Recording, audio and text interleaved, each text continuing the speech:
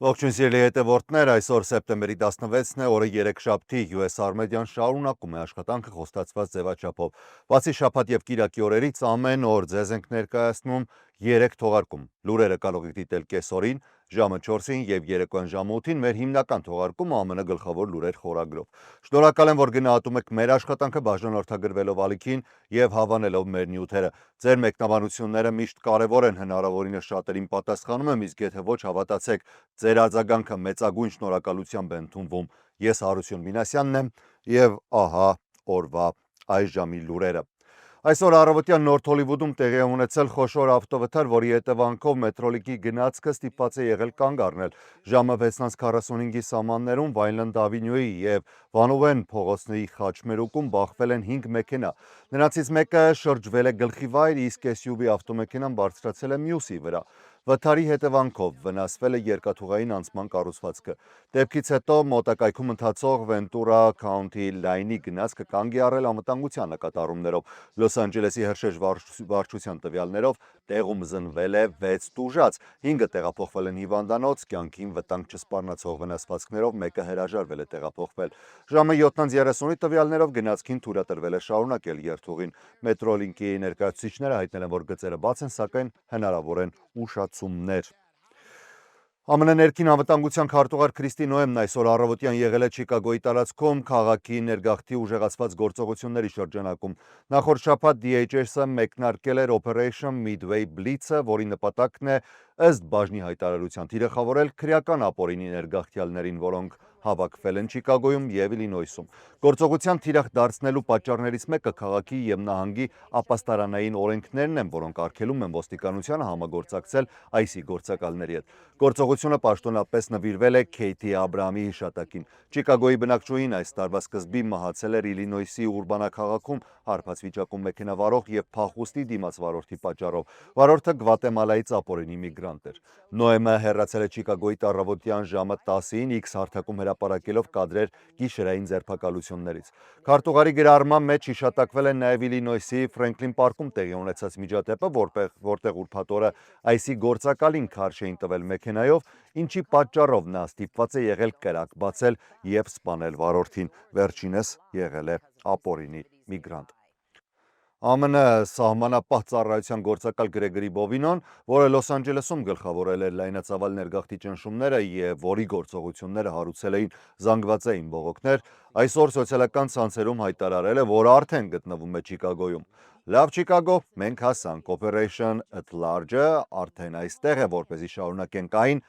ինչը որ սկսել էինք Լոս Անջելեսում, գրել է X հարթակում, հրապարակելով տեսանյութ, որտեղ երևում են ներգաղթի ծառայության մեքենաները, գործակալները, քաղաքի կենտրոնի տեսանը։ Նախագահ Դոնալդ Թրամփը շաբաթներ շարունակ խոստանում է, որ Չիկագոյում կուժեղացվեն արտաքսումները եւ հնարավոր է տեղակայվեն ազգային գվարդիայի ստորաբաժանումներ, չնայած տեղի ղեկավարների ու բնակիչների դիմակայությանը։ Չիկագոյի ներգաղթի պաշտպանական խմբերը նշել են, որ վերջին օրերին նկատել են ներգաղթի գործակալների թվի աճ, ինչը խորացրել է ներգաղթյալ համայնքների վախն ու անորոշությունը։ Այդ մթնոլորտի պատճառով անգամ չեղարկվել կամ հետաձգվել էին Մեքսիկայի անկախության օրվա տոնակատարությունների մի մասը։ Բովինոյի նախկին գործողությունները Լոս Անջելեսում, որոնց նա անվանել էր Turn and Burn, հանգեցրել էին հազարավոր ձերբակալությունների։ Գործակալները ջարդել էին մեքենաների ապակիներ, պայթեցրել տանդրներ, նույնիսկ ձիերով շրջել էին Մաքարթր պարկում։ Իլինոյսի դեմոկրատ նահանգապետ Ջեյբի Պրիցկերը երեք լրագրողների հետ զրույցում ընդգծել է, որ արդեն ակնհայտ է, որ ներգաղթի գործողությունները Չիկագոյի շուրջ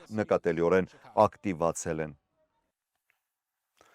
89 տարեկանում մահացել է Հոլիվուդի լեգենդար դերասան Ռոբերտ Ռեդֆորդը։ Նրան սկզբում համարում էին հերթական կալիֆոռնիացի բլոնդը, բայց հմայքն ու յուրօրինակ արտաքինը նրան դարձրեցին կինոարտադրության ամենավաճառվող դերասաններից մեկը շուրջ կես դար։ Նրա համաշխարհային համբավը սկիզբ առավ 1969-ին Բուչ Քասիդի եւ Սանդենս Քիդը վեսթերն կատակերգական ֆիլմում, որտեղ նա խաղում էր Փոլ Նյումենի հետ։ Նա հմայում էր ռոմանտիկ դերերով, ինչպես South of Africa-ում, մարմնավորեց լրագրող Բոբ Վուդարդին All the President's Man-ում, ստեղծած հսկայական հարստությունը նա ներդրեց անկախ կինոյի զարգացման մեջ, 1970-ականներին հիմնելով Sundance ինստիտուտը ու համանուն փառատոնը, որն այսօր էլ մնում է անկախ կինոյի գլխավոր հարթակը։ Ռեդֆորդը մշտապես հեռու էր պահում իր անձնական կյանքը հանրությունից, նա 70-ականների ընտանիքի համար գնեց հողատարածք Յութայի լեռներում և ապրում էր առավելագույն գաղտնիությամբ։ Առաջին կնոջ հետ ամուսնացած էր ավելի քան 25 տարի, երկրորդ անգամ ամուսնացել էր 2009-ին։ Բացի կինոյից նա հայտնի էր նաև բնապահպանական գործունեությամբ սատարելով Natural Resources Defense Council և National Wildlife Federation կազմակերպություններին։ Թեև նա երբեք չէր հաղթել Օսկարի լավագույն դերասանի մրցանակը, սակայն նրա ռեժիսորական դեբյուտը 1985-ին ստացավ լավագույն ռեժիսորի և լավագույն ֆիլմի Օսկարներ, իսկ 2001-ին Ռեդֆորդը արժանացավ Ակադեմիայի պատվավոր մրցանակի։ ԱՄՆ վերաքննիչ դատարանը մերժել է նախագահ Դոնալդ Թրամփին թույլ տալ դաշնային պահուստային համակարգի նահանգապետ Լիզա Քոքին ազատել աշխատանքից, այսպիսով Քոքը կշարունակի պաշտոնավարել։ Դաշնային պահուստի քաղաքականության նիստում այսօր և վաղը սպասվում է ԱՄՆ տոկոսադրույքների նվազեցման քննարկումներ աշխատաշուկայի թուլացմանը աջակցելու համար, հնարավոր է նաև հենց նվազեցումն էլ հաստատվի։ Թրամփը պնդում է, թե Քուքը մինչև պաշտոնը ստանձնելը զբաղվել է հիփոթեկային խարդախությամբ, սակայն վերջինս հերքում է մեղադրանքները։ Նախորդ շաբաթ դատավորը վճռել էր, որ Թրամփի պնդումները հավանաբար բավարար հիմք չեն ազատման համար, համաձայն այն օրենքի, որով ստեղծվել է ՖԵԴ-ը։ Այսպիսով Վաշինգտոնի շրջանի վերաքննիչ դատարանն էլ ժամանակավորապես արգելք էր դրել Թրամփին թույլ չտալով ազատել Քոքին։ Դատարանը մերժեց Արդարադատության նախարարության դիմումը այդ արգելքը կասեցնելու համար։ 1913 թվականի օրենքով, որով ստեղծվել է ՖԵԴ-ը, նահանգապետները կարող են հեռացվել նախագահի կողմից միայն պատճառաբանված հիմքով, սակայն օրենքը չի սահմանում այդ արտահայտության հստակ իմաստը և ոչ էլ նախատեսում է ազատման ընթացակարգեր։ Մինչև օրս որևէ նախագահ չի ազատել ՖԵԴ-ի նահանգապետի և այս օրենքը երբեք չի փորձարկվել դատարանում։ Սպասվում է, որ վարչակազմը վճիռը կբողոքարկի Գերագույն դատարանում։ Սպիտակ տան խոսնակը, ինչպես նաև Քուքի փաստաբանները դեռևս չեն արձագանքել մամուլի մեկնաբանության հարցումներին։ ՖԵԴ-ը, որը հրաժարվել է մեկնաբանել դատարանի որոշումը, իրավական փաստարկներ չի ներկայացրել, բայց դատարաններին խնդրել է արագ լուծում տալ։ Գործը կարևոր նշանակություն ունի ՖԵԴ-ի անկախության համար, մասնավորապես տոկոսադրույքների որոշումները քաղաքական գործիչների ազդեցությունից զերծ ընդունելու հարցում։ Դա համարվում է կենտրոնական բանկի գործունեության առանցքային պայման գնաճը վերահսկելու և կայունություն ապահովելու համար։ Ինչ վերաբերում է դրամավարկային քաղաքականությանը, Թրամփը պաշտոնը ստանձնելուց ի վեր անընդհատ ճնշում է գործադրել ՖԵԴ-ի նախագահ Ջերոմ Փաուելի վրա, պահանջելով տոկոսադրույքների իջեցում։ Կենտրոնական բանկը կենտրոնանալով գնաճի դեմ պայքարի վրա մինչև այժմ դա չի արել, սակայն այս շաբաթ սպասվում է, որ տոկոսադրույքների նվազեցում այդուամենայնիվ կիրականացվի։ Դոնալդ Թրամփը հայտարարել է, որ մտադիր է $15 միլիարդ հայց ներկայացնել New York Times-ի դեմ, այո, չսխալվեցիք, $1 միլիարդ։ Այս քայլը հաջորդում է նրա մեկ շաբաթ առաջ հնչեցրած սպառնալիքներին դատի տալ պարբերականներին հրապարակման համար, որտեղ ասվում էր, թե Թրամփը գործարար Ջեֆրի Էփստինին փոխանցել է կասկածելի բնույթի գրություն և նկար։ Սպիտակ տունը այդ հրապարակումը կտրականապես հերքել էր, անվանելով այն կեղծ տեղեկություն։ Սոցիալական ցանցում Թրամփը գրել է. «Այսօր մեծ պատիվ ունեմ ներկայացնելու $15 միլիարդ զրպարտության և ստի հայց New York Times-ի դեմ»։ Նրա խոսքով թերթը տարիներ շարունակ կեղծիքներ է տարածել իր և իր ընտանիքի, ինչպես նաև բիզնեսների մասին։ Թրամփը նաև ընդգծել է, որ պարբերականը միտումնավոր խեղաթյուրել է հանրապետական շարժումների և գաղափարախոսությունների մասին փաստերը, այդ թվում իր Make America Great Again նախաձեռնությունը։